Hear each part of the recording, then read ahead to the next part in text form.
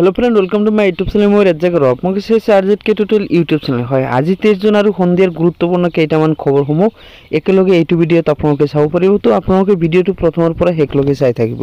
প্ৰথম খবৰটো হৈছে দিন দুপৰতে বিজেপি নেতাক গুলিয়াই হত্যা। এগৰাকী বিজেপি নেতাক গুলিয়াই হত্যা মধ্যপ্ৰদেশত সংঘটিত হৈছে এই ঘটনা।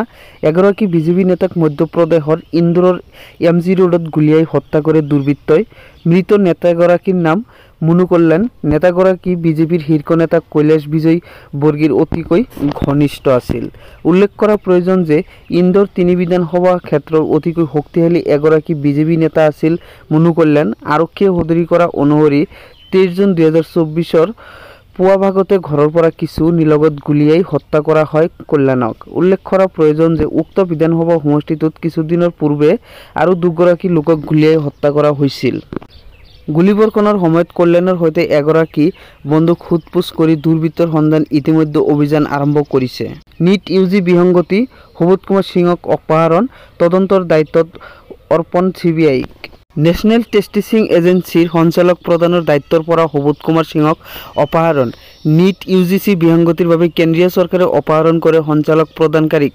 প্ৰাক্তন IAS প্ৰদীপ সিং খাৰোলক NTAৰ প্ৰধানৰ দায়িত্ব প্ৰদান কৰা হৈছে।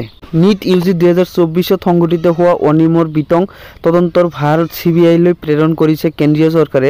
উক্ত পৰীক্ষাত হোৱা অনিয়ম বিতৰ্কিত অব্যাহত থকাৰ সময়তে এই সিদ্ধান্ত লোৱা হৈছে। পৰীক্ষা পদ্ধতিত সংস্কাৰ আনাৰ বাবে ইছৰোৰ প্ৰাক্তন মুৰব্বী কে ৰাধাকৃষ্ণনৰ নেতৃত্বত এখন 7জনীয়া সমিতি গঠন কৰিছে।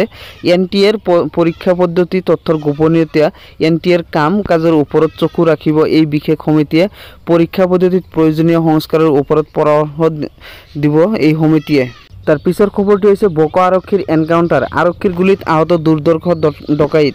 বকৰ লামাপাৰাত নিয়া সংঘটিত হৈছে চাঞ্চল্যকৰ ঘটনা। পলায়নৰ সময়তে দুৰ্ধৰ্ষ ডকাইতলৈ আৰক্ষীৰ গুলী চালনা। ভৰিত গুলীবিদ্ধ দুৰ্ধৰ্ষ ডকাইতটো কেৰাৰাম বসুমতাৰী ওৰফে মোটো। আৰক্ষীৰ জিম্মাৰ পৰা পলায়নৰ চেষ্টা কৰাৰ সময়ত আৰক্ষীৰ গুলীত আহত হয় ডকাইতটো। গুলীবিদ্ধ কেনাৰাম বসুমতাৰীক GMCHত ভৰ্তি কৰোৱা হয়। উল্লেখ্য যে শুকুৰবাৰে নিশা কামৰূপ আৰক্ষীয়ে ATM চোৰৰ চক্ৰ এটা গ্ৰেপ্তাৰ কৰিছিল। এই ATM চুৰিত অভিযুক্ত কেনাৰামক লৈ আৰক্ষীয়ে উক্ত ঘটনাৰ সন্দৰ্ভত তদন্ত আৰম্ভ কৰিছিল। তেনে সময়তে পলায়নৰ চেষ্টা কৰিছিল দুৰ্ধৰ্ষ ডকাইত কেনাৰাম বসুমতাৰীয়ে। জানিব পৰা মতে দুৰ্ধৰ্ষ কেনাৰামৰ অসম আৰু মেঘালয়ত বিভিন্ন অপৰাধ কাৰ্যৰ সৈতেও জড়িত আছিল। তাৰ পিছৰ খবৰটো হৈছে ইটানগৰত প্ৰকৃতিৰ তাণ্ডৱ। ৰাষ্ট্ৰীয় ঘাইপথত নদীৰ দৰে বহিছে বৰষুণৰ পানী। দেওবাৰে পুৱা 10 বজাৰ পৰা অৰুণাচল প্ৰদেশৰ ৰাজধানী ইটানগৰত হোৱা প্ৰবল বৰষুণৰ ফলত চহৰখনত এক প্ৰকাৰৰ অচল অৱস্থাৰ সৃষ্টি হৈছে।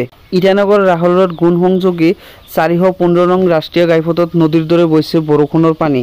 পানীৰ সোঁতত পথেৰে গৈ থকা বাহন উটি যোৱা পৰিলক্ষিত হয়। লগতে বহু স্থানত গছ বাগৰি পৰা লগতে ইতিমধ্যে বিভিন্ন স্থানত ভূমিস্খলন হোৱা বুলি জানিব পৰা গৈছে।